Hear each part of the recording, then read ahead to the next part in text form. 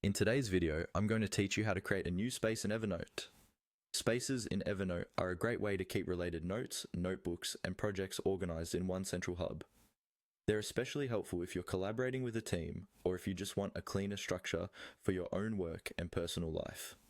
In this walkthrough, I'll guide you through the process step by step so you can quickly set up a new space and start using it right away. First, make sure you're signed in to your Evernote account on the web or desktop app. Once you're in, look at the left-hand side of your screen where your main navigation is. Here you'll see options like Notes, Notebooks, Optimize Notebooks, and Tasks. Among those items, you should see an option labeled Spaces. Go ahead and click on Spaces.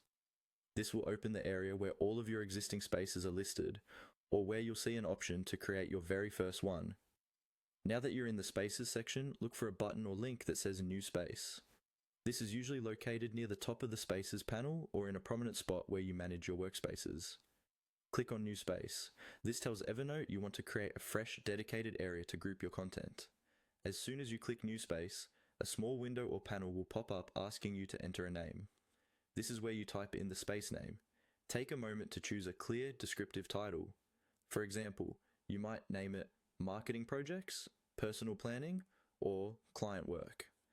A good name makes it easier for you and anyone you collaborate with to instantly understand what belongs there. Once you've typed in the name you want, double check the spelling and make sure it reflects how you plan to use this space. When you're happy with it, click on the Create button. Evernote will then generate your new space and open it up for you.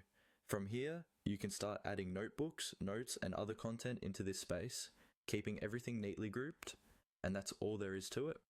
Click on Spaces, click on New Space, give it a name, and hit Create.